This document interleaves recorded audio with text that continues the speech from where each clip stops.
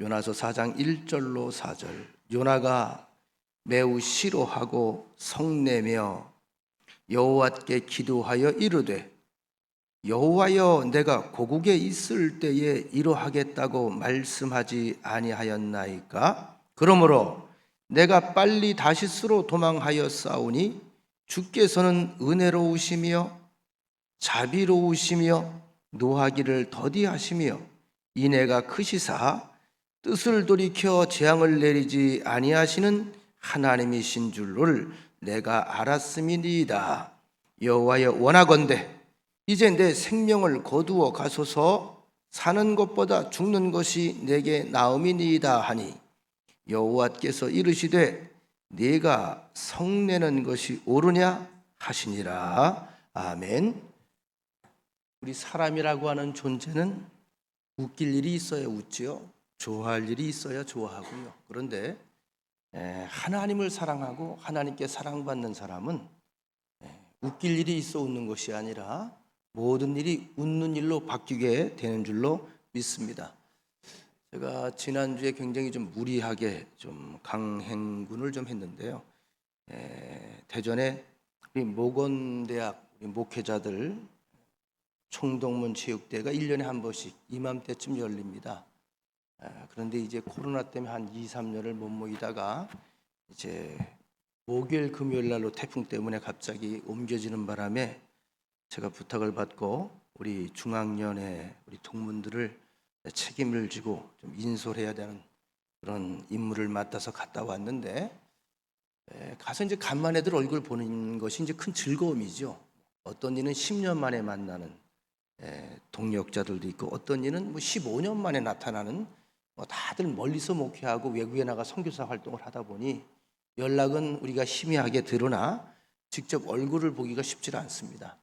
이런 기회에 핑계 삼아 가서 얼굴 보고 간만에 담소도 나누고 하는 것인데요. 저를 굉장히 가깝게 따르던 아주 후배 목사가 있었는데, 강원도에서 첫 목회를 같이 했던 목사입니다. 지금은 저 부산 쪽에 가서 목회를 하는데 한 10년 만에 만난 것 같아요. 그런데 원래 몸이 운동도 잘하지만 몸이 굉장히 좋았어요. 저한테 와서 인사를 하는데 앞니가 도드라져 있고 광대뼈는 튀어나와 있고 머리는 허옇고, 그리고 아주 깡마른 한 사람이 와서 인사를 90도로 홀도 인사를 하고 날 끌어안으려고 하는데 제가 누군지를 모르겠는 거예요. 형님 저예요. 그런데 가만히 보니까 옛 모습이 조금 남아 있어요. 이제 전 아무아무개 목사님인데, 그래서 이름을 댔죠. 누구누구, 혹시 누구누구냐? 그랬더니 맞다고. 전 그 친구가 죽을 병에 걸린 줄 알았어요. 뼈밖에 안 남은 거예요. 눈이 엄폭 들어가고 그 좋았던 얼굴이 하나도 없어요. 몸도 마찬가지. 너 어디 아프냐? 물어봤어요. 걱정이 돼서. 아니요. 몸이 왜 이러냐? 얼굴은 왜 이러고? 왜 이러냐? 몸무게를 제가 빼고 다이어트를 했어요. 왜 다이어트를 하니? 보기 좋았던 얼굴인데. 이런 얘기를 하더라고요. 그렇게 다이어트 한 지가 2년이 됐는데 자기가 자전거도 타보고 축구도 해보고 족구도 해보고 이렇게 운동을 열심히 했대요. 그런데 몸이 줄질 않아. 먹고 싶은 거 다 먹고 과식하고 그러다 보니까 어느 날 병원에 갔더니 굉장히 그 위험한 이야기를 좀 한 거예요. 이대로 가면 참 위험합니다. 그러면서 아주 자극적인 얘기를 들었어요. 목사님이시죠? 네. 목사님이 자기 몸 관리 하나 못하면서 무슨 교인들을 관리합니까? 이 얘기에 쇼크를 먹은 거예요, 이 친구가. 자기가 그날 집에 와서 샤워를 하고 거울 앞에서 딱 서 있어 보니까 자기 몸이 사람의 몸 같지 않더래. 갑자기 뇌리에 땅 때리는 소리가 뭐냐 하면, 야, 네 삶을 관리해라. 네가 절제하라. 네가 스스로를 통제해라. 그래야 교인들이 널 보고 따라갈 것 아니냐. 갑자기 내 입에서 고백이 나오기를, 나는 지금까지 인간이 아니었구나. 그날부터 이 친구가 마음을 잡고 살을 빼고 식단을 조절하면서 소위 말하는 금욕 생활을 시작을 하는 거예요. 2년을 그렇게 했대. 2년. 하루 첫 일과가 어떻게 시작되냐 하면 새벽 기도에 나와서 기도하고 6시만 되면 등어리에 물가방 하나 딱 메고, 그리고 부산 쪽이니까요. 그지 걸을 수 있는 좋은 데가 많잖아요. 바닷가 쪽으로 해서 아침에 12km를 걷는데요. 12km.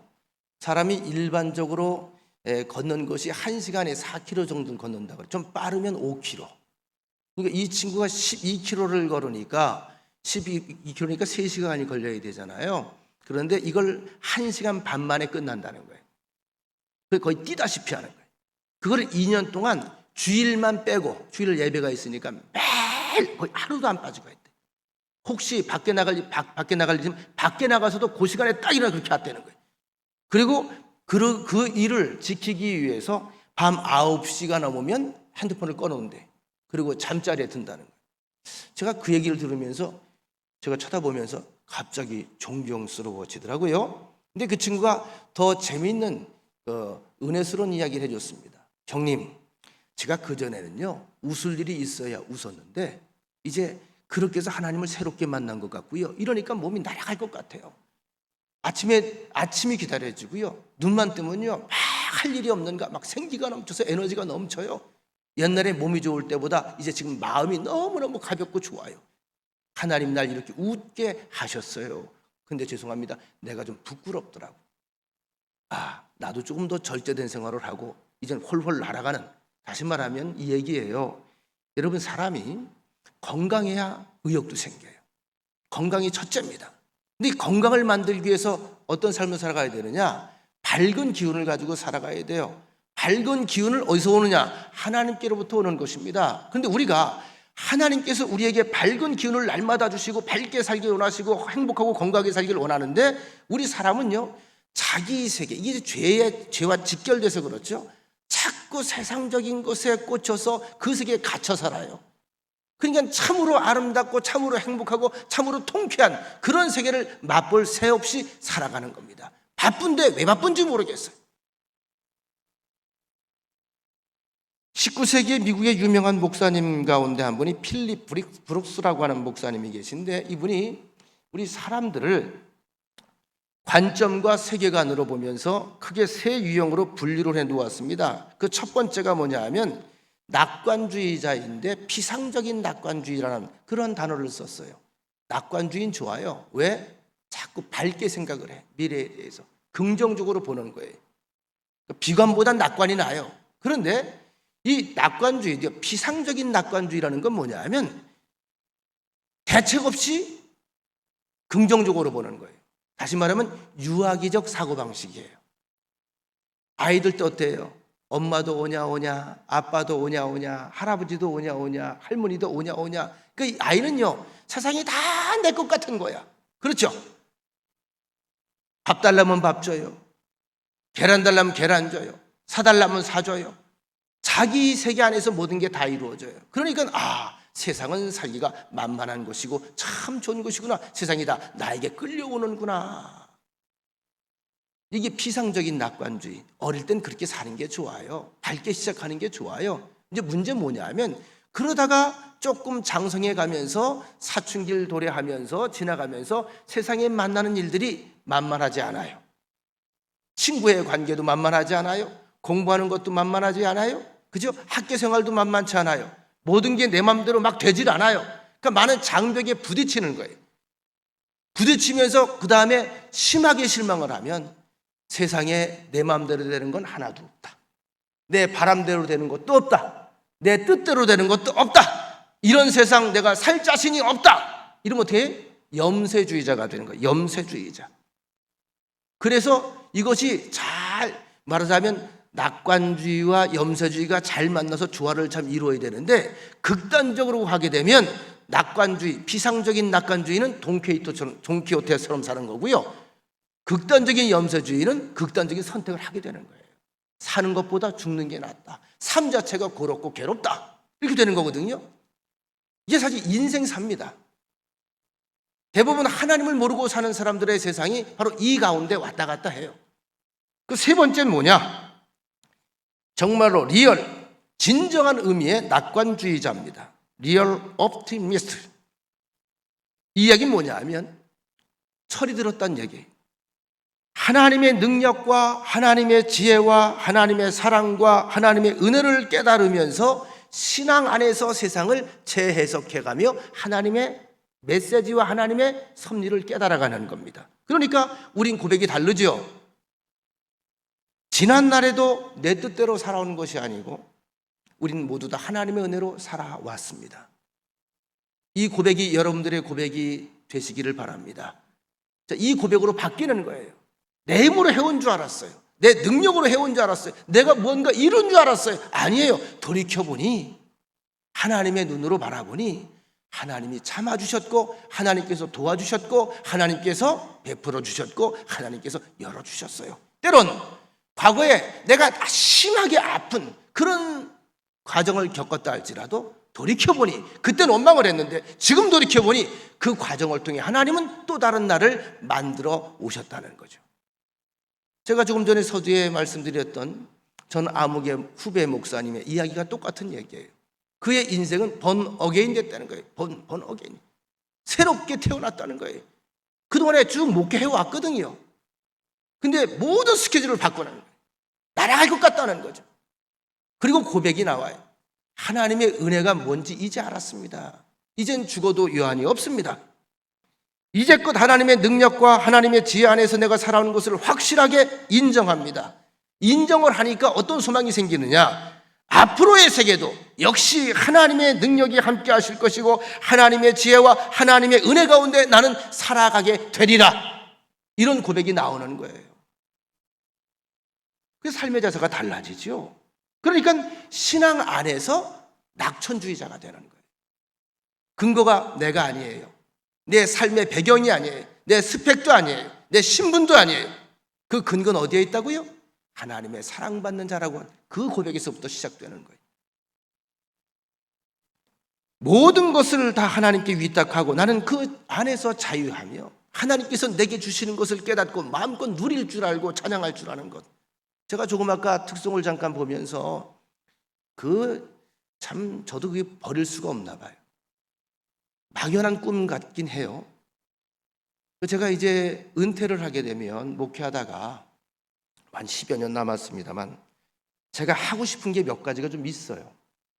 교회 안에서 봉사를 하고 싶은데 목사로서 봉사할 수는 없잖아요. 그러니까 교회에서 봉사를 하면 두 가지에서 봉사를 하다가 하나님 나라 가고 싶은데 하나는 뭐냐 하면 남성 중창이나 남성 합창을 만들어서 그걸 지휘하다가 하고 싶어요. 제 꿈입니다. 아주 오랜 꿈이에요. 또 하나의 꿈은 뭐냐 하면 말씀을 가르치는 한 분야에서 말씀만 가르치고 싶어요. 그 두 가지. 다른 건 욕심이 없어요. 물론 그 외에 외적인 일도 있습니다만 교회 안에서 봉사하는 한 봉사할 땐 두 가지의 욕심을 제가 가져요. 우리 교회에서 그 두 가지가 가능할지는 제가 모르겠으나 한 가지는 가능할 것 같아요. 한 부서에서 지금처럼 트리니티 성경만 가르치는 거예요. 가르쳐서 1년 내내 매주 그 밤만 특별한 요일을 정해서 가르치는 거예요. 그리고 교회에서 은혜 받고 일하도록 만드는 거. 또 한 가지는 뭐라고요? 남성 합창, 남성 중창단, 성가대 만드는 거예요. 될지 모르겠어요. 지금 이렇게 앉아 계신 우리 교인들 보니까 썩 목소리들이 좋은 편들은 아닌 것 같아서 열심히 기도하고 있습니다. 혼자. 아마 가능할 수도 있어요. 근데 여러분 훗날 그런 일이 벌어지거들랑 여긴 담임 목사가 그 기도에서 응답받은 줄로 아시면 됩니다. 여러분 우리가 하나님의 역사를 체험해 가는 것, 그것은 굉장히 신비로운 일입니다. 굉장히 설레는 일입니다.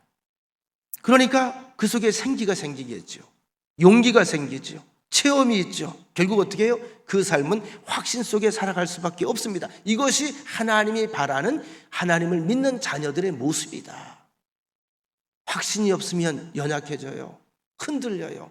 불안해져요. 초조해져요. 그러면 정상적인 분별력과 판단력 가지고 선택하기가 어려워집니다. 우린 다 압니다. 죽음이라는 것은 단 한 번 있는 일입니다. 주님의 재림이 늦춰진다면 누구나 죽음이라고 하는 것은 반드시 겪어야 됩니다. 이 죽음을 두고 사람들은 많은 생각들을 합니다.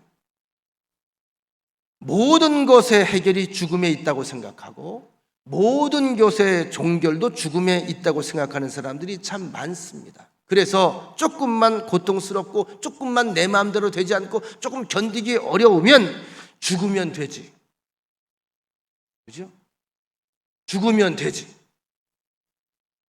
그런 말도 하잖아요. 까짓거 뭐 죽기밖에 더 하겠어. 그죠? 죽으면 되지. 죽음을 끝으로 봐요. 죽으면 끝난다고 생각을 해요. 여러분, 비밀리에 전해지는 아주 정통한 소식입니다. 이거는 팩트입니다. 지금은 러시아입니다만 과거엔 소련이었죠. 구소련에서 그 공산주의자들이 이 소련을 통치할 때에 얼마나 많은 사람들이 어떤 자유의식을 가지고 있습니까? 이걸 독재자, 공산주의자들은 한 사람이 어떤 시스템을 가지고 통제를 하잖아요. 일괄적으로. 그러니까 많은 사람들이 여기 대해서 바른 소리를 하는 거죠. 그래서 이것을 갖다 시스템화하기 위해서 놀라지 않겠지만 우리 교인들은 1년에 숙청한 인원이 100만 명이 된다는 거예요. 떠들면 죽이고 떠들면 죽이고 1년에 100만 명 이상을 죽여요. 100만 명. 우리 교인들은 안 놀래잖아. 난 말이 안 나오더라고. 100만 명이야. 1년에. 왜 죽였을까요? 그 수많은 사람들을 죽여가면서까지 공산주의라고 하는 이데올로기적 질서를 유지해야 했기 때문에. 여러분, 오늘날도 마찬가지예요. 당장 지금 러시아도 마찬가지입니다. 죄송합니다. 저 중국도 마찬가지예요. 공산주의는 거의 독재자입니다. 그죠? 자, 장기 독재하잖아요. 우리 사랑하는 김정은 꼬마가 지금도 독재하고 있잖아요. 우리나라 대통령들이 함부로 못하죠. 아주 그런 꼴통이 없어. 그런데 그 특수한 사회가 어떻게 그렇게 오랫동안 유지되고 정말 단단하게 보일까? 죽이니까. 이게 이제 사회주의 의식을 가지는 사람들의 무서움입니다. 인간을 물질로 봐요. 자기 어떤 목적을 위해 사람의 인권 같은 거 없어요. 수두룩하게 죽이는 거예요. 자신들의 체제 연장을 위해서라면 조금만 다른 생각을 가진 사람들은 입 밖에 그 의사를 내놓으면 죽이면 돼. 무서운 생각입니다. 더 나아가서 이것을 소극적으로 우리가 적용을 할 때에는 까짓거 나 하나 죽어버리면 되지. 이것도 무서운 생각이에요. 죽이는 것도 무섭고 내가 스스로 죽어버리면 되지. 이 생각도 무서운 생각입니다. 본래 사람의 마음속에는 두 가지 본능이 있다고 합니다. 하나는 살고 싶어 하는 거, 또 하나는 죽고 싶어 하는 거. 여러분 살아오면서 살고 싶을 때 있었죠? 거꾸로 질문하겠습니다. 죽고 싶을 때 있었어요? 없었어요? 눈을 지금 마주쳐보니까 다 끄떡끄떡해. 그래서 그런 의미에서 죽다 산 거예요. 맞죠? 남은 몰라. 그러면 저한테 물어보지 마세요. 목사님은 죽고 싶을 때가 있었습니까? 노 코멘트. 있었을까 없었을까? 저도 있었어요. 심지어는 목회하면서도 그럴 때가 있었어요. 속삭이는 교인 보면서 그렇게 기도할 때까지도 있었어요. 주여 차라리 나를 데려가 주옵소서. 아니면 저를 데려가 주옵소서. 재미있는 것은 둘 다 살아 있습니다. 그것이 하나님의 은혜입니다. 이럴 때 보면 하나님이 속히 내 기도에 응답해 주지 않은 것이 얼마나 감사한지 몰라. 아무튼 사람들은 죽는다고 하는 말을 아주 입버릇처럼 달고 살아요. 고통스러워 죽겠다, 아파 죽겠다, 힘들어 죽겠다, 졸려 죽겠다, 배고파 죽겠다, 약 올라서 죽겠다. 그건 죽을 만도 해. 힘드니까. 근데 심지어는 좋아도 죽겠대. 좋아 죽겠다, 배불러 죽겠다, 웃겨서 죽겠다. 그죠? 그래요, 안 그래? 저는 그래서 우리나라 사람만 그런가 보다 생각을 했어요. 근데 알고 보니까 전 세계 사람들이 다 그런데요. 극단적인 말을 하기 좋아하는 거예요. 표현을 하고 싶은데 더 이상 좋은 표현이 없으니까 죽음을 갖다 들이대는 거예요. 그러니까 요즘은 애들은 말을 바꿔놨잖아요. 좋다, 아주 좋아 죽겠다. 요즘은 어떻게 좋다요? 개 좋다. 그죠? 슬퍼 죽겠다. 요즘 애들은 개슬프다. 말을 바꿨더라고요. 하여튼 여기 우리가 죽는다고 하지 않아도 어차피 죽을 건데 이 표현도 썩 좋은 표현은 아닌 듯합니다. 오늘 성경의 죽음 이야기를 좀 하려고 해요. 요나가 죽기를 구했잖아요. 죽고 싶습니다. 빨리 날 데려가 주옵소서. 성경에 이런 유의 얘기가 여러 군데 나와요. 대표적으로 네 사람을 제가 여러분들에게 소개를 하려고 하는데, 나를 죽여주세요. 속히 데려가 주세요. 못 견디겠습니다.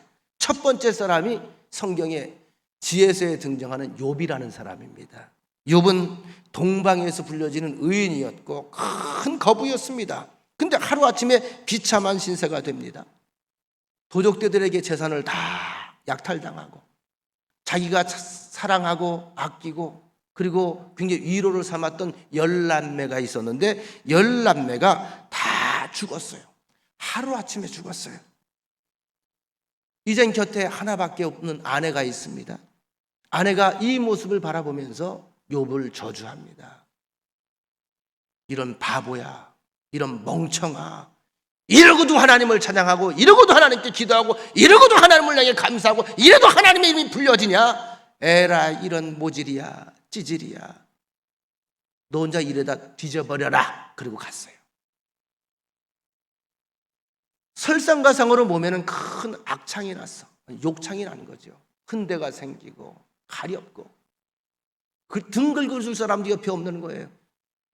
그래서 풍랑 때문에, 태풍 때문에 깨어진 기아 조각 주워서 마당에서 벅벅 긁고 앉았잖아요. 등은 못 긁으니까 어떻게 해요? 등 담벼락에 갖다가 이렇게 문지르잖아요. 멀리서 이 소식을 듣고 사랑하는 친구들이 찾아와서 위로한답시고 자꾸 위로해 주는데 그것마저 위로가 되질 않아요. 왜? 오히려 염장을 질러요. 하나님은 공평하신 하나님이시고 공의의 하나님이신데 네 모습을 보니 너는 반드시 우리가 볼 땐 의인이었고 우리가 볼 땐 선한 사람이었고 우리가 볼 땐 경외하는 경건한 사람이었는데 아니다. 숨겨놓은 죄 있으면 너 고백해라. 죄값 치르는 거다. 왜? 하나님은 공평하신 분이니까. 사람이 살다 보면요, 가장 믿었던 친구가 위로를 하는데 자기 자신이 너무 힘들면 여긴 선의적으로 위로를 하는데 욥은 그것이 선의적으로 받아들여져요? 아닌 거예요. 조롱하는 말로 들리는 거예요. 염장을 지르는 거예요. 욥기 3장에 보면 욥은 너무나 괴로운 나머지 아예 세상에 태어나지 않았더라면 내가 좋았을 것을, 만에 태어났으면 더 빨리 이미 죽었으면 좋았을 것을, 살았으면 빨리 죽는 것이 좋을 것을. 심지어 욥기 19장 26절에 보면 내가 육체 밖에서 하나님을 보리라. 다시 말하면 죽음을 암시하는 겁니다. 여기에는 희망이 없다. 죽어서 내 영혼이 육체 밖으로 나가야 하나님을 보게 될 것이다. 완전히 이 세상을 포기하는 그러한 선언을 합니다. 하나님께 나 빨리 죽으면 좋겠다. 자, 요 욥의 모습들, 욥의 절규와 욥의 이 죽음을 차라리 그리워하는 모습을 보면서 여러분들은 어떻게 해요? 공감이 갑니까? 안 갑니까? 공감이 가죠. 저도 공감이 가요. 왜냐하면 일반적인 반응들이고 일반적인 현상이에요. 누구라도 욥과 같은 형편이라면 살고 싶겠어요? 뭐 견디겠어요? 생각이 멈춰지는 게 낫죠. 생각이 서로서로 날 때마다 더 힘든데요. 두 번째는 엘리야라고 하는 사람입니다. 열왕기상 18장에 보면 엘리야가 갈멜산에서 바알신을 섬기는 선지자들과 아주 극적인 대결을 벌입니다. 많은 백성들을 불러 모았습니다. 공개적인 결투를 선언했습니다. 궁금해하는, 호기심 많은 사람들이 다 모여들었죠. 이때 엘리야가 그들 앞에서 천명을 합니다. 하나님이 참 하나님이시면 하나님 앞에 서고, 바알이 참 하나님이시면, 참 신이면, 살아있는 신이면 바알 앞에 서라. 그분을 섬기자. 진짜 참 신을 섬기자. 백성들 앞에서 이렇게 말합니다. 열왕기상 18장 21절. 엘리야가 모든 백성에게 가까이 나아가 이르되 너희가 어느 때까지 둘 사이에서 머뭇하려느냐. 여호와가 만일 하나님이면 그를 따르고 만일 하나님이면 그를 따를지니라. 하니 백성의 반응입니다. 백성이 말 한마디도 대답했다 안 했다? 안 했다. 자, 이스라엘은 왜 말하지 않았을까요? 한마디도 대답하지 않았어요. 하나님이 참신이면 하나님을 섬길 것이고 바알이 참신이면 바알을 섬겨라. 이러면 나는 하나님을 섬길 것입니다 또는 아멘 해야 되는데 아무 말도 하지 않았다. 왜요? 이 반응에는요, 이제 두 가지 경우 중에 하나겠죠. 하나는 뭐다? 하나님을 섬기고 싶고 하나님을 믿는데 지금 분위기는 왜 분위기가 좀 안 좋아? 아합이 핍박하던 때잖아요. 하나님의 선지자들이 숨어서 도망다닐 때잖아요. 순교당할 때잖아요. 자신이 없는 거예요. 공개적으로 내 신앙을 고백할 자신이 없는 거예요. 확신이 없는 거예요. 그러니까 대답할 수가 없는 거죠. 이게 이 이야기는 뭐냐면 그 당시에 그 이스라엘이라고 하는 나라의 전체적인 영적 분위기를 우리에게 한마디로 대변해 주는 겁니다. 속에 있어도 생각을 말하지 못하는. 이에 엘리야 선지자는 갈멜산에 제단을 둘을 만들어 놓게 합니다. 그들은 그들의 제단을, 엘리야는 하나님께서 지시하신 화려하지 않지만 초라하지만 하나님의 제단을, 먼저 450명의 바알 신 선지자들이 자기네 신의 제단 앞에서 하루 종일 바알 신의 이름을 외치면서 구슬합니다. 소리를 지릅니다. 꽹과를 칩니다. 별짓을 다 합니다. 칼춤을 춥니다. 그런데 응답이 없습니다. 이제 엘리야가 하나님 앞에 무릎을 꿇고 기도하니 그 한 번에 하늘에서 불이 내려와서 모든 사람들이 보는 앞에서 재물을 완전히 태웁니다. 번제의 역사입니다. 살아계신 하나님께 대한 확실한 증거를 보여주신 것이지요. 대승입니다. 우상의 흔적을 없애기 위해서 엘리야가 거기에 있는 바알 선지자 450명 그리고 바알에게 단을 쌓았던 제단을 다 회파시키고 다 450명을 죽입니다. 얼마나 신나, 얼마나 통쾌해, 얼마나 위대해. 그런데 그 다음이 이제 아이러니한 사건이 벌어지지요. 아방의 부인인 왕후 이세벨이 사실은 이 나라를 이렇게 만든 거거든요. 그래서 아합은요, 참 박력 있는 사람 같고 그 당시에 그 나라에 치적도 많아요. 해놓은 게 공적이 많아요. 그런데 아주 형편없는 공초가요. 아니, 이세벨이 워낙 이름대로 이센 것 같아요. 그래서 이세벨이야. 다시 말씀드리면 그 이세벨의 이씨는 우리 이씨는 아닙니다. 얼마나 센지 아합이 눈치 보느라고 절절매요. 야바! 얍! 이리 와! 얍! 이거 해! 얍! 그래서 아합이야. 다른 데 가면 호령하느라고 박력이 있는데 집안에 오면 대답하느라고 박력이 있어. 아합이 집에 와서 이세벨에게 이런 이야기를 해요.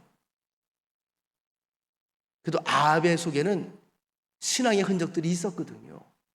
이세벨은 전혀 없거든요. 이방 여인이거든요. 어떻게 해요? 자기가 아끼고 사랑했던 선지자들이 다 죽었잖아요. 복수를 꿈꿉니다. 반드시 내가 엘리야를 참수시키리라. 이 정보를 전해 듣는 순간에 그 대승에 심취해 있던 엘리야가 갑자기 거품이 확 꺼지는 거예요. 불안해져. 분명히 이기긴 이겼는데 사태는 바뀌는 게 없어. 나라 분위기가 여전해. 어떻게 하면 좋아요? 결국은 도망치기 시작하지요. 정치 없이 도망을 치다가 깊은 산에 들어가서 로뎀나무 그늘 아래 하나님 앞에 호소를 합니다. 열왕기상 19장 3절에 보면 그가 이 형편을 보고 일어나 자기 생명을 위해 도망하여 유다에 속한 부엘세바에 이르러 자기의 사환을 그곳에 머물게 하고, 이어지는 말씀 4절, 자기 자신은 광야로 들어가서 하루길쯤 가서 한 로뎀나무 아래 앉아서 자기가 죽기를 원하여 이르되 여호와여 넉넉하오니 지금 내 생명을 거두시옵소서. 나는 내 조상들보다 나은 게 없습니다. 욥의 고백은 이해가 좀 되셨어요. 그죠? 그럼 엘리야는 지금 왜 죽고 싶어 할까요? 큰 고통이 있는 것도 아니고 지금 배고픈 것도 아니에요. 허탈감입니다. 허탈감. 그리고 외롭고 고독한 거예요. 너무나 고독하고 외롭습니다. 나 홀로 남았습니다. 바뀔 게 없습니다. 고독합니다. 허탈합니다. 근데 여러분, 허탈과 고독이 참 무서워요. 이게 깊이 엄습해오면 사람이 견디질 못합니다. 차라리 이 고통 가운데 죽길 원합니다. 세 번째가 모세의 고백이죠. 모세가 이스라엘 백성들을 애굽에서 인도하고 광야에 있을 때에 시내산에서 불러 40일 동안에 시내산에서 하나님과 교통하면서 그가 십계명을 받습니다. 말씀을 받아요. 그리고 성막에 관한 이제 지시를 듣습니다. 40일을 잘 견디고 금식을 하면서 신령한 사람이 되어서 이제 드디어 하나님께서 우리 백성들에게 하나님의 백성이라고 하는 문자를 허락해 주셨고 우리를 사랑하는 산 증거가 되는 말씀을 주셨다. 내려오는 길이 얼마나 설레었을까요? 내려왔는데 밑에서 요란한 소리가 납니다. 아시는 것처럼 그들이 그 사이를 못 참고 모세는 죽었다고 생각을 하고 하나님의 형상을 금송아지로 만들어 놓고 그 앞에서 춤을 추고 그걸 섬기고 있어요. 하나님이 너무 실망했어요. 실망한 못해 화가 났어요.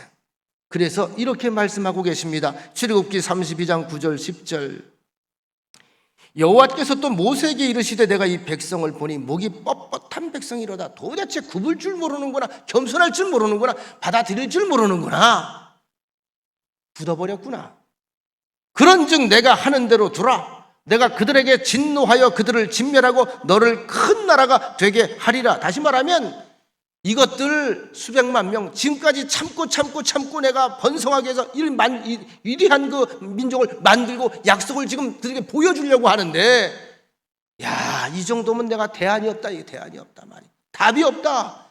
와, 이거밖에 안 되냐? 그렇게 많은 것을 보여줬고 그 만나를 먹여줬고 매출액을 보여줬고 홍해의 역사 10가지 재앙. 야, 이것밖에 안 되냐? 야, 말이 안 나오는 거예요.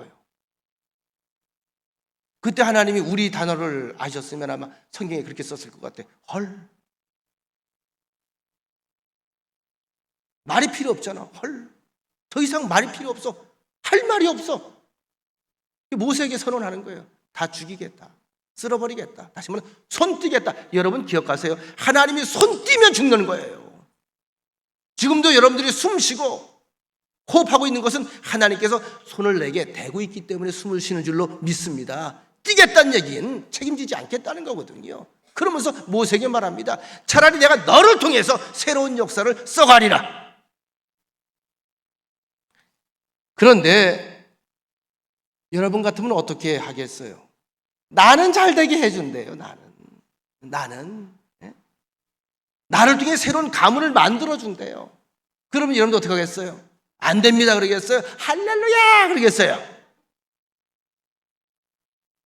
모르겠어요. 믿을 수가 있어야지. 대부분 사람들의 반응은 할렐루야예요. 왜? 나 잘 된다는데. 그죠? 아이, 남들이야 어찌됐건 간에 뭔 상관, 내가 잘 된다는데. 근데 모세의 반응을 보시면 기뻐하지 않았어요. 감사하지 않았어요. 출애굽기 32장 32절 그러나 이제 그들의 죄를 사하시옵소서. 죄진 거 하나님 보셨어요? 제 눈에도 지금 보고 있어요. 속상해요. 오직 하면 돌판을 깨뜨렸겠어요. 그러나 죄를 사하시옵소서. 만일 그렇게 하지 아니하시면 원하건대, 그렇게 못하겠거들랑 원하건대 주님께서 기록하신 책 생명록에서 내 이름도 지워버리세요. 따로 해석을 붙이자면 이렇습니다. 이 백성이 망하는 것을 나는 볼 수 없습니다. 밉죠. 화가 나죠. 약오르죠. 속상하죠. 그런데요, 그래도 이 백성이 망하는 것은 볼 수 없습니다. 비록 이 백성이 죄 때문에 망하지만 이들이 망해야 된다면 나도 함께 망하겠습니다. 왜? 저들 앞에 하나님의 이름이 있습니다. 저들에게 하나님의 명예가 있습니다. 저들에게 하나님의 계획이 있었습니다. 섭리가 있었습니다. 하나님의 사랑이 저 안에 있었습니다. 만천하가 지금 저들을 주목하고 있습니다. 저들이 사라지면 하나님도 없는 것입니다. 저도 죽여주시옵소서. 이게 이제 모세의 대단히 위대한 기도입니다. 내 생명을 취해 주시옵소서. 참 이렇게 살아가는 사람들이 많아진다면 정말 사회는 좋아질 겁니다. 근데 우리 믿는 믿음의 백성들은 이런 기도를 드려야 돼요. 내 속을 새기고 원수 같은 사람들이 있다 할지라도 제가 철부지였을 때 했던 기도, 저를 데려가든지 나를 데려가든지 이 기도가 아니고요. 하나님, 그래도 저를 용서하여 주옵소서. 속상해요. 그래도 용서하여 주옵소서. 어쩌면 호세아와 선지자에게 호소했던 하나님의 마음, 그 철딱선이 없고 아주 정말 행실 더러운 그 고매를 끝까지 2번, 3번, 4번 또 용서하고 또 용서하고 또 용서하고 끌어안고 사랑하라고 말씀하신 하나님의 심정을 호세아가 어떻게 느꼈을까요? 고멜과의 삶 속에서 느끼는 거예요. 왜요? 고멜은 영적으로 상징적으로 어떤 사람? 이스라엘 백성들이었거든요. 이게 내 심정이란다. 모르긴 몰라. 저는 호세아서를 보면서 참 은혜를 참 많이 받는 게 마지막에 고멜을 다시 불러서 거친 광야에 가서 다시 한번 사랑을 선언하고 사랑을 호소하고 마음을 전하고 결단을 촉구하는 그 모습, 그리고 포옹해 주는 그 모습이 나오는데 전 그때마다 눈물이 팍팍 쏟아져요. 바로 그 하나님의 심정이 있기 때문에 여러분과 제가 지금 여기에 앉아서 이렇게 희망을 이야기하고 또 사랑을 이야기하고 내일을 이야기하는 것이 아니겠습니까? 자, 이제 오늘 요나 이야기를 할게요. 이 앞에 욥이라든지 엘리야라든지 이 모세의 죽기를 구했던 그 내용에 비하면 오늘 본문에 나오는 요나는 정말 철부지 기도입니다. 아주 유치해. 어쩌면 이런 사람이 선지자가 될 수 있었나 몰라. 어떻게 이런 사람을 하나님께서 선지자로 쓰셨는지 몰라요. 나 같은 놈을. 아수르의 수도인 니느웨 성이 범죄에서 죄로 가득했기 때문에 하나님께서는 이들을 소돔과 고모라 같이 진멸하려고 작정을 하십니다. 근데 그 전에 그들에게 기회를 주시기로 하셨습니다. 선지자를 보냅니다. 하나님의 계획을 들려주고자 함이지요. 하나님의 계획을, 심판의 계획을 들려준다는 얘기는 심판하시겠다는 거예요. 다시 한번 돌이키라는 겁니까? 돌이키라는 거예요. 하나님께서 믿는 성도들에게 자녀에게 주시는 징계조차도 하나님의 사랑임을 알아야 됩니다. 훈계조차도 하나님의 사랑임을 알아야 됩니다. 그러면 사는 거예요. 그래서 요나를 찍어서 네가 가서 그 말을 전해라. 이때 요나가 생각을 하죠. 하나님은 사랑이 많으시고 인자하시고 자비로우신 분인데 노하기를 더디하시고 용서하기를 속히 하시는 분인데 내가 가서 니느웨에 가서 복음을 전하다가 혹시라도 한두 놈이라도 그 얘기를 듣고 회개해서 돌이킨다면 안 죽을 텐데 그러면 하나님이 또 기분 좋아서 마음을 돌이키실 텐데 그러면 안 되지. 저건 싹 죽여야 돼. 저것들은 싹 죽어야 돼. 죽어야 되는 게 당연한 거고 망해야 망하는 거예요. 아니 죄를 지었는데 우리 백성들을 얼마나 고통스럽게 괴롭혔는데 죽어야 돼. 철천지 왼수를 죽어야 돼. 이 생각이 드니까 희망이 조금 더 있을 것 같아. 그쪽이 안 죽을 것도 같아. 하나님의 강권적인 역사가 있거든요. 요나는 하나님이 어떤 분인지 알거든요. 그럼 어떻게 해요? 그 가능성을 없애고 싶었던 거예요, 사실은. 그래서 아시는 것처럼 하나님이 지시하셨던 아수르의 수도 니느웨로 가라고 했는데 반대되는 다른 곳으로 가지요. 다시스. 과정은 생략하고 거기서 풍랑을 만나게 되고, 물론 하나님의 정권적인 역사죠. 전적인 역사죠. 제비뽑기를 하게 되고 요나가 제비에 뽑히게 되고 요나는 바다에 뛰어들게 되고 그때 대기에 있던 큰 물고기 잠수함이 입을 쩍 벌리고 있다 딱 삼키게 되고 그리고 3일 만에 하나님께서 정말로 뱃삭도 받지 아니하시고 차비도 받지 아니하시고 바로 어떻게 니느웨에 갖다 뱉어놓잖아요. 니느웨에다가. 제가 가끔 우스갯소리로 요나 설교할 때 그 얘기하지요. 물고기 뱃속에 들어가면 우리 사람도 마찬가지입니다만 이 위액에서 산성이라는 게 나와가지고 산이 나와가지고요 다 삭혀요. 그죠? 소화시키잖아요. 물고기 뱃속에 들어가 똑같아요. 그 영적인 게 다 사가버려요. 3일 정도면 사갔어요. 그럼 멀쩡한 요나가 물고기 뱃속에 들어갔다 사흘 뒤에 니느웨에 확 배 타서 나왔을 때 저는 그 요나를 너무 보고 싶어요. 어떻게 사가서 나왔는가. 최소한 머리카락은 하나도 없습니다. 눈만 빼꼼하고 나왔을 거예요. 성경에 자세히 보면 요나서 3장 1절에 이런 말씀이 있습니다. 여호와의 말씀이 두 번째로 요나에게 임하니라.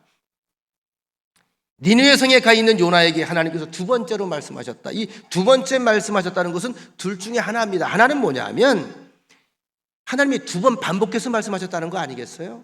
어제 얘기하고 오늘 또 얘기하는 거예요. 얘기는 뭐죠? 그만큼 이 사안은 중요하다고 하는 의미일 터이고, 또 하나는 어떤 의미일까요? 한 번 얘기했는데 들었다 안 들었다? 안 들었다는 이야기죠. 들어먹질 않는 거예요. 움직이질 않는 거예요. 반응을 하지 않는 거예요. 그랬더니 왜 안 가고 있니 여태? 가라니까. 왜 안 하니? 하라니까. 왜 안 전하니? 전하라니까. 제가 생각할 때 요나는 첫 번째 경우가 아니라 두 번째 경우인 듯합니다. 미적거리는 거예요. 이 꼴을 당하고도 미적거리는 거예요. 하나님의 뜻을 알고서도 싫은 거예요. 이어지는 말씀 2절, 일어나 저 큰 성읍 니느웨로 가서 내가 네게 명한 바를 그들에게 선포하라 하신지라. 재차 얘기하는 거죠. 전해. 네 뜻을 묻는 게 아니야. 그냥 전해. 명령이야. 이게 선지자의 몫이잖아. 사명이잖아.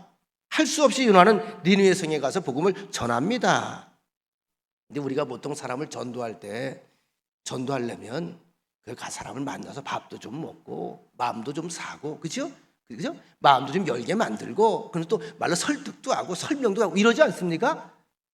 여러분, 제가 설교할 때 앞에도 마찬가지죠. 제가 간절한 마음 가지고 설교할 때마다 와서 여러분 설교할 때 그냥 와서 예수 천당 불신지역 그리고 내려가 봐. 여러분 그러면 아멘 은혜 받았다고 돌아갈 거예요? 아니면 그렇게 제가 한 달만 설교하면 목사님 은퇴하실 때 됐어요 그럴까요? 그죠? 성의도 없이 그것도 기분 나쁘게 예수 없으면 죽어! 그리고 가봐. 내가 한 달 안에 여기 내가 못 있을걸? 요나 보세요. 지금 어떻게 하고 있습니까?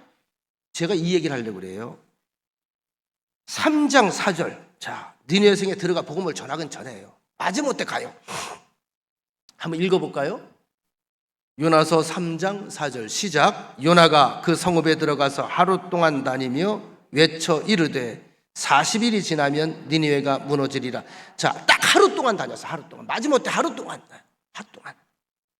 막 뛰어다녔을까? 어그적 갔을까? 이런 상상력이 필요한 거예요.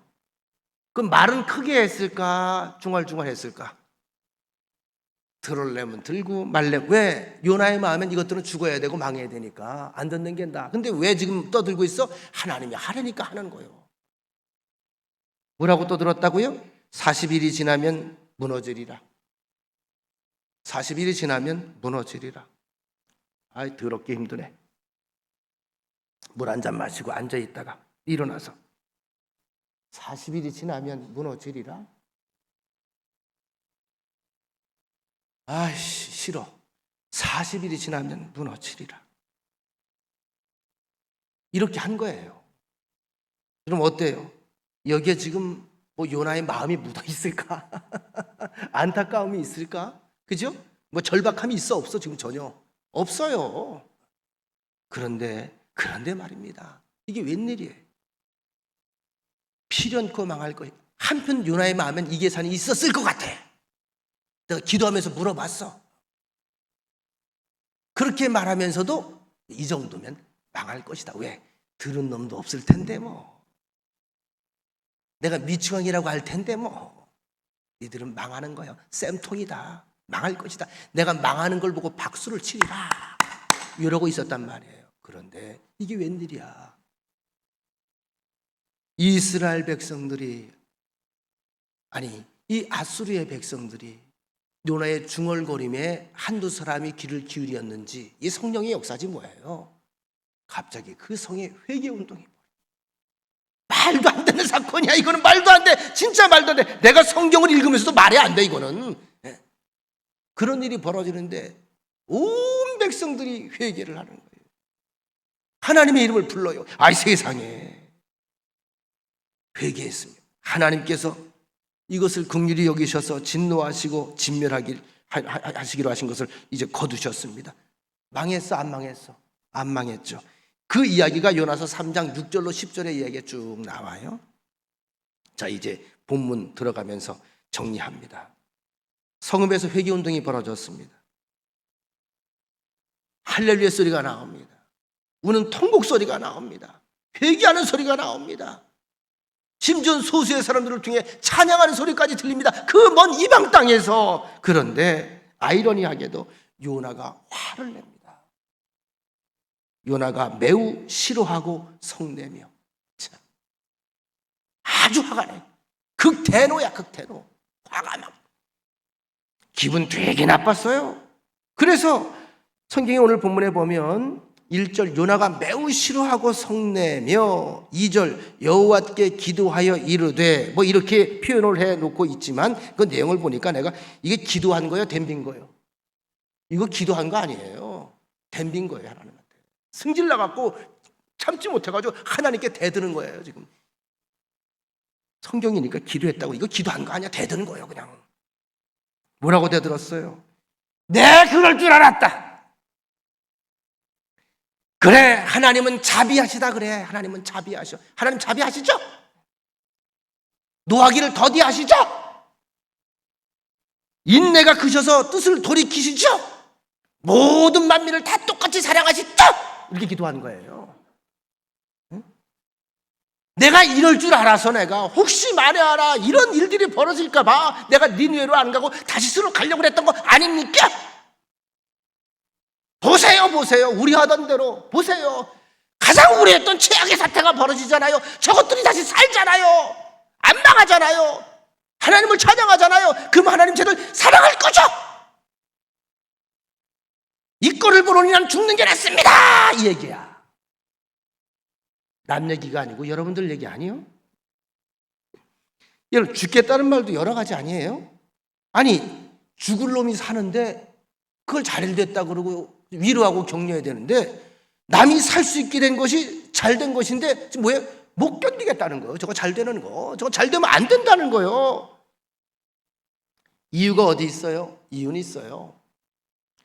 요나서가 이스라엘의 바벨론 포로기 이후에 기록된 것이라고 생각을 한다면, 요나는 이미 아수르 사람들에 의해서 자기 민족들이 고통당하는 거, 채찍질 당하는 거, 인권주의 나가는 거, 너무나 많은 박해와 학대를 받아온 거예요. 본인도 그 장본인이에요. 많이 맞았어요. 많이 학대당했어요. 인권주의 당했어요. 얼마나 피눈물 나는 생활을 하루하루 지내는지 몰라요.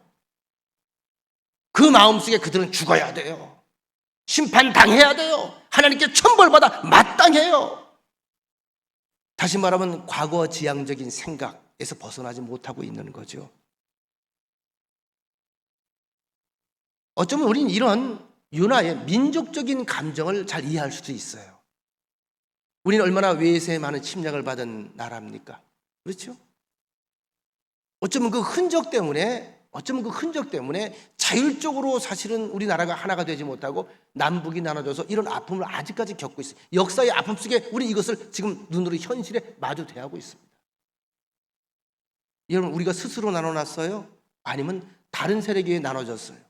다른 세력들이 나누는 거예요. 이제 우리의 사실은 짐이지요. 우리의 사명이기도 하죠. 과거에 중국으로부터 얼마나 무실만이 당했습니까? 지금도 무실당하지만 우리가 무시당하지 않는다도 안 당하는 게 그들은 무시해요. 얼마나 일본으로부터 침략을 많이 당했습니까? 우리는 반중 감정이 있어요. 대부분. 뭐 친구로 잘 지내면서도 어떤 민족적인 일, 예를 들어서 스포츠 같은 거 하면 나오잖아요. 뭐 축구를 한다든지 야구를. 그러면요 바로 감정적이에요. 감정이. 그래서 이때는 유일하게 남북이 하나가 돼. 희한하죠? 그렇게 우리끼리 아우는 데다가요, 한일전 축구 해봐요. 북한이 어디 응원할 것 같아? 한국 응원해요. 한민족이라, 이게 한민족. 민족적인 감정, 과거의 아픔의 역사 때문에 그래요. 제가 이렇게 디테일하게 설명하는 것은 여러분 어때요? 그래서 일본이 우리보다 잘 됐으면 좋겠어요? 좀 이렇게 팍 망했으면 좋겠어? 입 밖에 말하지 마. 범죄 행위야. 내가 일 유도하잖아. 그러면 중국이 어떻게 그냥 강성 대국이 됐으면 좋겠어요? 아니면 그들은 찌그러지고 우리가 좀 컸으면 좋겠어요? 말하지 말라니까. 요나의 마음을 이해를 하시나요? 이해가 되시나요? 이래서 설명해 드리는 거야. 민족적 감정을 가지고는 그럴 수 있었겠다. 자기가 장본인인데. 그런데요, 하나님께서 원하시는 것은 그게 아니에요. 중국도 살아야 되고요, 일본도 살아야 되고요, 우리도 살아야 되는데, 우리는 또 우리가 여기에 우리 민족이니까 우린 우리의 기도가 따로 있죠. 전 이렇게 기도해요. 일본 망하라고 기도하면 안 돼요. 중국 망하라고 기도하면 안 돼요. 저 러시아도 지금 뭐 악행을 저지른다 그러지만 러시아에도 기독교인들 참 많아요. 울며 기도하는 사람들 참 많아요. 얼마나 뜨거운지 몰라요. 하나님 눈엔 다 사랑하는 네 새끼고 10손가락이에요. 우리가 할 수 있는 기도는 있죠.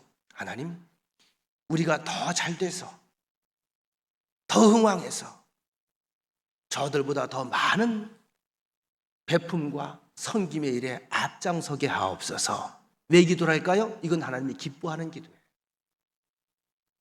왜 돈 벌어야 된다? 그래야 더 많이 나눠주죠.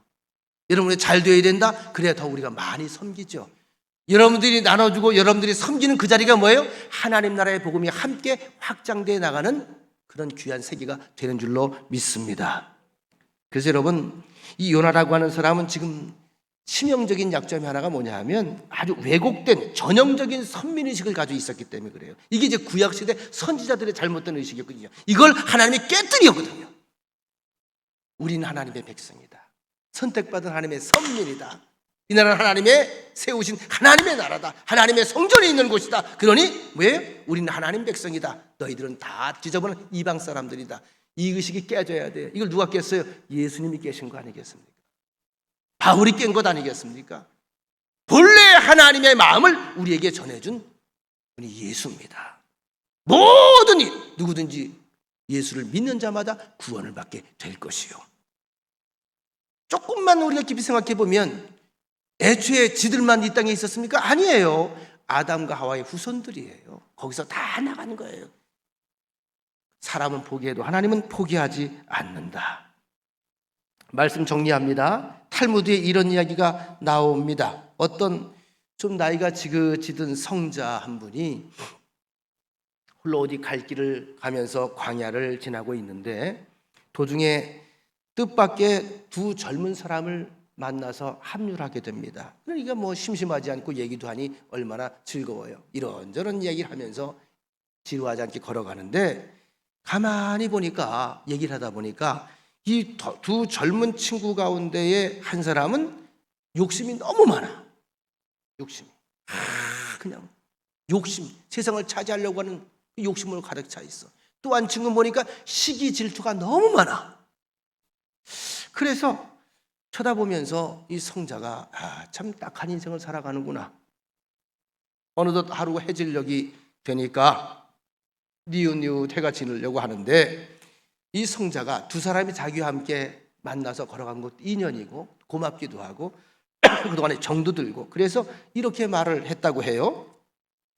내가 좀 특별한 은사가 있는데 자네들이 말하면 소원을 들어주겠네. 소원 한 가지만 말하게.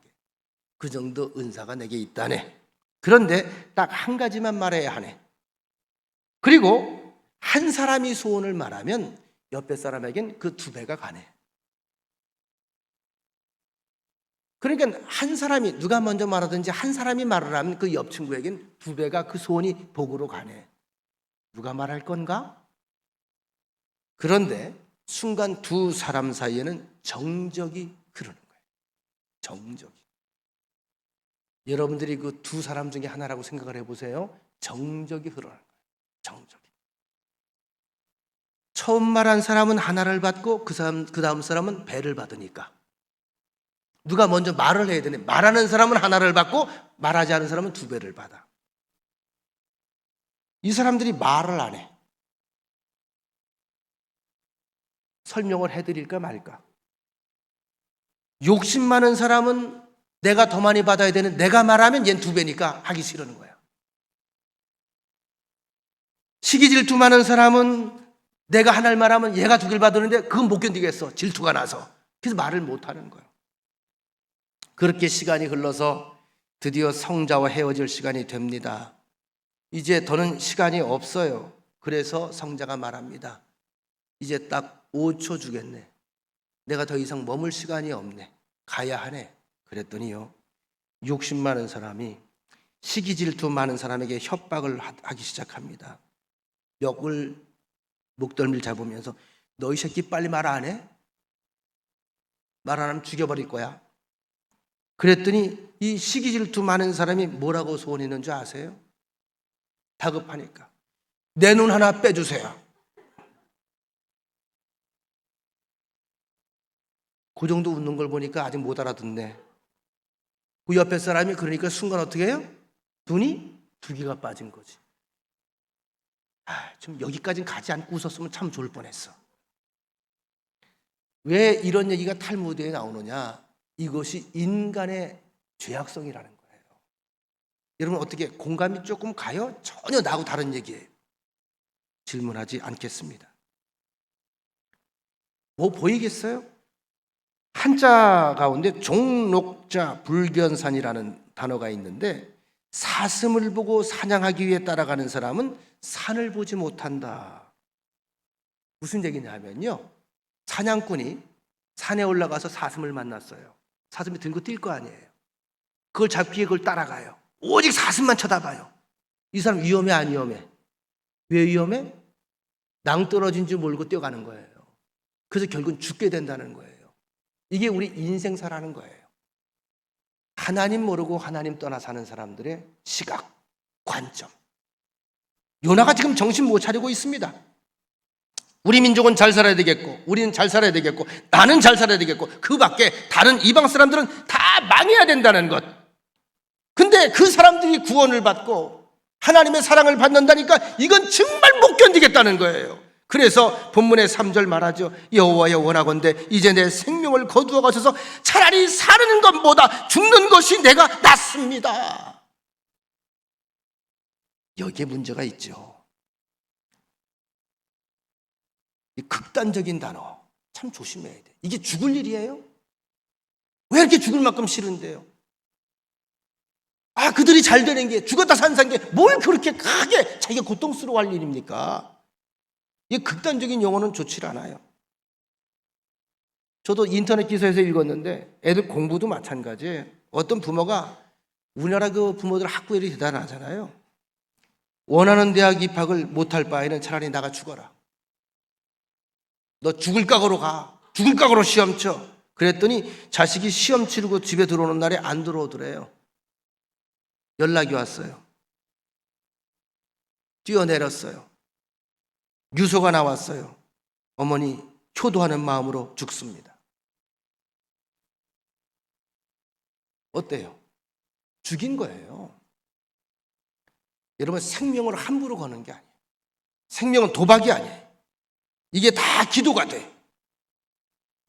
오늘 말씀 정리합니다. 자, 계속 본문을 읽어 나가면 이런 장면이 나와. 요나가 하나님께 화가 났어. 지금 항의하고 따지죠. 화가 나서 이제 산에 올라가서 니느웨 성읍이 망할까? 그래도 망할까 안 망할까? 그리고 산 위에 올라가서 내려다보는데 해가 쨍쨍 요즘처럼 가을 햇빛이 내리쬐니까 머리가 뜨거워. 아까 얘기했죠? 물고기 뱃속에 들어갔다 나와가지고 머리가 시원찮아졌다고. 얼마나 뜨겁겠어요. 하나님께서 그걸 보고 박넝쿨을 하나 준비해서 박넝쿨이 막 자라게 해서 싹 그늘을 만들어 주셨어요. 요나가 참 좋아해. 성경에 나와. 그 다음날 박넝쿨이 도로 말라버렸어요. 그 다시 요나가 하나님께 화를 냅니다. 8절 보실까? 8절. 해가 뜰 때에 하나님이 뜨거운 동풍을 예비하셨고, 뜨거운 동풍은 사막바람을 얘기하는 거예요. 요나의 머리에 쪼임에 요나가 혼미하여 스스로 죽기를 구하되 이르되 사는 것보다 죽는 것이 내게 나으니이다. 시원하게 그늘막에 있던 요나가 이제 그늘막이 없어지니까 또 화를 냅니다. 화를 내. 승질을 내. 여러분, 모든 현대인들에게는요, 다 누구나 남녀노소 할 것 없이 정신적인 질병을 다 가지고 살아간대요. 근데 그 근본적인 치료법이 뭐냐? 사랑이래요. 사랑. 사랑을 회복하는 길밖에 없어요. 다시 말하면 사람은 사랑 안에서만 사람이 된다는 거예요. 그래서 하나님의 사랑을 깨달으면 은혜 받았다고 하는 것이고, 하나님의 사랑을 깨달으면 얼굴이 밝아지는 것이고, 삶이 새로워지는 것이고, 생동감이 생기는 것입니다. 인간도 마찬가지죠. 사랑받은 사람과 사랑받지 못한 사람은 삶의 질이 달라져요. 어떤 분이 지난주에 저한테 기분 좋은 말을 해주더라고요. 수요일에 몇 번 안 나왔는데 참 따뜻하더라. 교인들이 순수하고 일단 얼굴이 밝더라. 그래서 우리 교회 등록을 해야 되겠다. 마음이 편안해졌다. 그죠? 마음이 제가 감사하더라고요. 아, 우리 교인들이 그래도 은혜를 받고 있나 보다. 은혜를 누리고 있나 보다. 그래서 의식 가지고 예수 믿으세요 하는 게 아니라 교회에서 예배 드리고 나가면서 얼굴이 밝아지면요, 그것만한 전도가 없어요. 절대 교회 왔다가 예배 맞고 집에 가서 남편이나 아내하고 쌈박질 하지 마세요. 들어가면서 문 열고 애들한테 지금도 아직까지 자빠져 자고 있냐 이 새끼야, 아직까지 텔레비전 보고 있냐, 아직까지 게임하고 있냐 이 새끼야, 이러지 마세요. 갔다 와서 얘기하세요. 컴퓨터 하고 있으면, 게임하고 있으면, 우리 아들이 컴퓨터를 참 좋아하고 사랑하는구나. 나는 그것보다 너를 더 사랑한단다. 난 하나님께 감사하지. 네가 이렇게 곱게 이쁘게 자라게 해주는 것 얼마나 감사한지 모른다. 그러면 아이가요, 엄마 보고 교회 자꾸 나가라고 그래. 자꾸 나가라고. 남편도 자꾸 나가라고 그래. 자꾸 나가라고. 왜? 나갔다 오면 좋은 소리 하니까. 나갔다 그래 받고 집에 와서 그래, 이게 지옥이지, 지옥이 마귀 새끼야, 이러니 전도하겠어? 못하지요. 다 뭐가 문제다? 사랑이 문제다. 자, 하나님의 음성을 듣습니다. 말씀 마칩니다. 9절.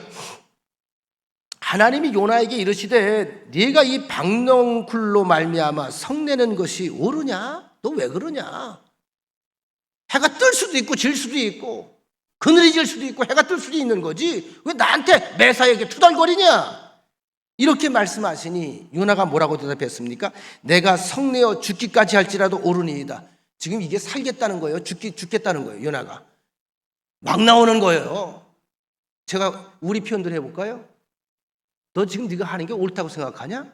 뭐라는 거야 지금 요나가? 한마디로 죽여 이거야. 그래, 죽여. 그냥 죽여, 떠들지 말고 죽여, 이거야. 하나님께서는 요나에게 무언가 간절한 하나님의 의도와 마음을 전달하고 싶은데 요나는 관심이 없어요. 지극히 자기중심적이고 극단적인 이기적인 감정으로 꽉 차니까 안 들리고 안 보이는 거야. 무조건 죽여야 된다는 거예요. 저들 안 죽이려면 날 죽이라는 거예요. 잠시 누가복음 15장 11절로 31절에 나오는 이야기를 떠올려 보세요. 돌아온 탕자의 이야기 있잖아요. 죽은 줄 알았던 동생이 돌아왔어요. 아들이 돌아왔어요. 아버지는 모든 걸 묻지 않냐고 잘 왔다. 그리고 새 옷을 입혀주고 반지를 끼워주고 그래서 잔치를 벌여주는데 이 이야기를 확인한 형이 어떻게 해요? 기분 좋아해요? 승질을 내요? 승질을 내죠. 집 밖에 탕자가 돌아오니 집안에 탕자가 생긴 거예요.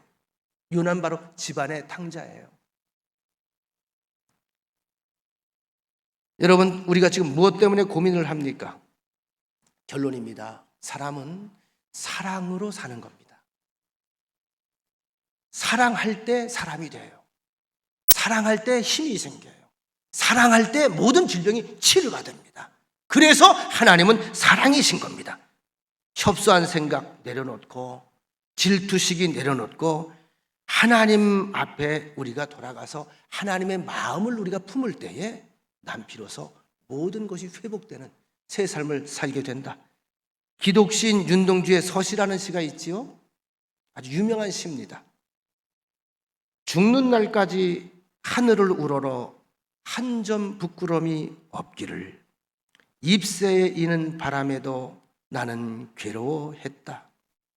별을 노래하는 마음으로 모든 죽어가는 것을 사랑해야지.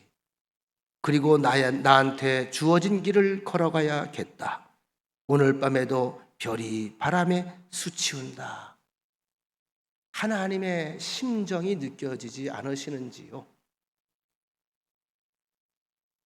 잎새에 이른 바람에도 나는 괴로워했다. 혹시 누굴 힘들게 하고 아프게 했을까